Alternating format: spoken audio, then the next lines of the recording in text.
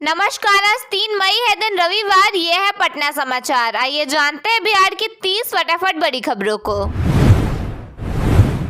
बिहार के पूर्व मुख्यमंत्री नीतीश कुमार ने सीएम हाउस छोड़कर 7 सर्कुलर रोड स्थित नए आवास में शिफ्ट हो गए हैं। इस दौरान मुख्यमंत्री और डिप्टी सीएम ने उनसे मुलाकात की। सीआरपीएफ के डीजीपी भी उनसे मिलने पहुंचे। नए आवास में शिफ्ट होने के बाद वे लालू प्रसाद यादव के पड़ोसी बन गए हैं।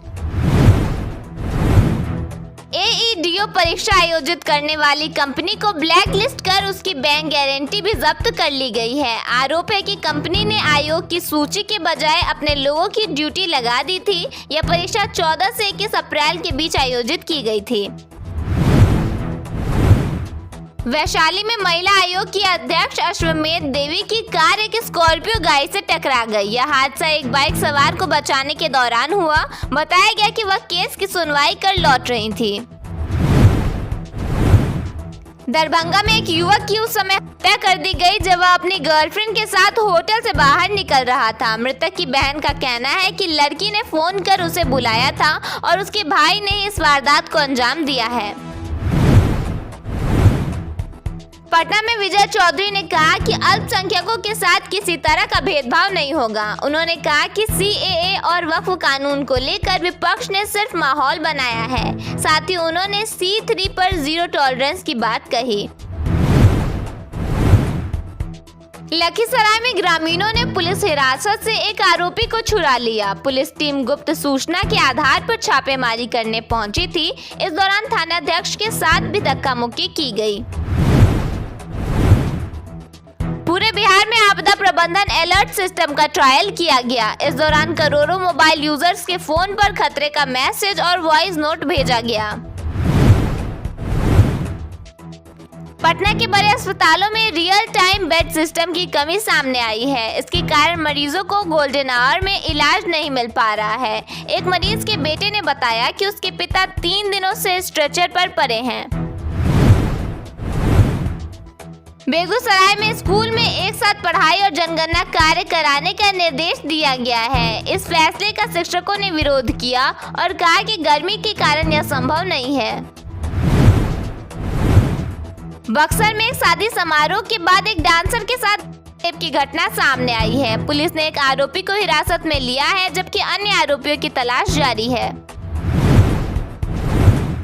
पटना में परीक्षा के बाद छात्रों ने करीब 2 घंटे तक सड़क जाम कर दी। आरोप है कि छात्रों ने एग्जाम कंट्रोलर के चैम्बर में घुसकर उसकी पिटाई की थी। पुलिस द्वारा छात्रों को हिरासत में लेने पर स्थिति और बिगड़ गई। पप्पू यादव एक टीचर के रूप में बच्चों को पढ़ाते हुए नजर आए। उन्होंने राजनीति के साथ साथ एथिक्स का पाठ भी पढ़ाया और कहा कि वह सदन में जाने से पहले 2 घंटे पढ़ाई करते हैं। बिहार के 26 जिलों में आज बारिश को लेकर येलो अलर्ट जारी किया गया है। इस दौरान अधिकतम तापमान 32 से 34 डिग्री सेल्सियस के बीच बना रहेगा। औरंगाबाद जिले में बढ़ते ट्रैफिक, लगातार लग रहे जाम और सड़क हादसों को कम करने के लिए NH 139 पर बड़ा इंफ्रास्ट्रक्चर प्लान तैयार किया गया है। करीब 36 किलोमीटर लंबा 4 लेन ग्रीनफील्ड बाईपास बनाया जाएगा। यह बाईपास खैरी मोड़ से शुरू होकर वाराणसी कोलकाता एक्सप्रेसवे से जुड़ेगा। इस परियोजना का DPR तैयार हो चुका है और मंजूरी मिलते ही आगे की प्रक्रिया शुरू होगी। बिहार सरकार ने मुंगेर में एक आधुनिक शहर बनाने का निर्णय लिया है। इसे अंग टाउनशिप के नाम से विकसित किया जाएगा। इसे मुंगेर और आसपास के इलाकों की आर्थिक, सामाजिक और आधारभूत संरचना को मजबूत करने वाले बड़े विकास केंद्र के रूप में देखा जा रहा है। इस योजना से मुंगेर को नई पहचान मिलने की उम्मीद है। बिहार में 4 मई से 6 मई तक मौसम बेहद खराब रह सकता है। मौसम विज्ञान केंद्र पटना ने कई जिलों में ऑरेंज और येलो अलर्ट जारी किया है। तेज हवा, बारिश, वज्रपात और कुछ इलाकों में ओलावृष्टि की आशंका है। मौसम विभाग ने लोगों को सतर्क रहने और सुरक्षित रहने की सलाह दी है। देश में जनगणना का काम तेजी से किया जा रहा है। इस बीच बिहार की बात करें तो आज से घर घर सर्वे की शुरुआत हो गई है। पटना में डीएम डॉक्टर त्यागराजन SM ने जनगणना की औपचारिक तौर पर शुरुआत की। पहले फेज में मकान सूचीकरण और मकान की गणना का कार्य किया गया। शिवहर शहर और इसके आसपास के इलाकों में पेट्रोल, डीजल और सीएनजी की भारी किल्लत हो गई है। ईंधन की कमी के कारण जिले में हाहाकार मचा हुआ है। शहर के प्रमुख पेट्रोल पंपों पर सुबह से ही बाइक, 4 पहिया वाहनों और ऑटो की लंबी लंबी कतारें देखी जा रही हैं। ईंधन नहीं मिलने के कारण कई लोग मायूस होकर घर लौट रहे हैं। ईंधन संकट का सबसे बुरा असर परिवहन सेवाओं पर पड़ा है। सीएनजी ऑटो चालकों ने अपना दर्द साझा करते हुए बताया कि वे पिछले 2 से 3 दिनों से गैस के लिए कतार में खड़े हैं। कामकाज ठप होने से उनकी आजीविका प्रभावित हो रही है। वहीं बाइक सवारों का कहना है कि वे शहर के एक पंप से दूसरे पंप का चक्कर लगा रहे हैं, लेकिन उन्हें पेट्रोल नहीं मिल रहा। पटना मेट्रो का काम तेजी से निपटाया जा रहा है। इस बीच अब सबसे लंबा अंडरग्राउंड स्टेशन बनाने की तैयारी है। पटना जू के पास मेट्रो का सबसे लंबा अंडरग्राउंड स्टेशन बनाया जाएगा। इसके लिए ट्रैफिक को डाइवर्ट भी किया जा सकता है। बताया जा रहा है कि जब पटना के पास मेट्रो का काम शुरू हो जाएगा तो उस वक्त चिड़ियाघर आने वाले लोगों को परेशानी हो सकती है। सिवान में पुलिस ने ऑर्केस्ट्रा अड्डों पर बड़ी छापेमारी कर 21 नाबालिग लड़कियों को बरामद किया है। प्रारंभिक जांच में यह सामने आया कि इन लड़कियों से अवैध रूप से जबरन काम करवाया जा रहा था। पुलिस ने सभी लड़कियों को उनके परिजनों के पास सकुशल घर भेज दिया है। कांग्रेस विधायक सुरेंद्र प्रसाद कुशवाहा ने मुख्यमंत्री सम्राट चौधरी के काम की खुलकर तारीफ की है। उन्होंने बिहार में अपराधियों के खिलाफ एनकाउंटर को सही बताया और कहा कि अपराध की कोई जाति नहीं होती, कानून तोड़ने वालों पर सख्त कार्रवाई जरूरी है। बांका में स्वच्छता के दावे तब फेल होते नजर आए जब शहर में सफाई कर्मियों ने नाले का कचरा उठाकर सड़क के किनारे सूखने के लिए रख दिया। कचरे की बदबू और डस्ट से स्थानीय दुकानदारों और लोगों को खासा परेशानी हो रही है। पूर्वी चंपारण के घोड़ासहन बाजार में भारत नेपाल सीमा पर पुलिस ने एक संगठित अवैध मनी लॉन्ड्रिंग गिरोह का भंडाफोड़ किया है। इस कार्रवाई में 70 लाख रुपए से अधिक भारतीय और नेपाली मुद्रा के साथ 4 लोगों को गिरफ्तार किया गया है और कई इलेक्ट्रॉनिक उपकरण भी जब्त किए गए हैं।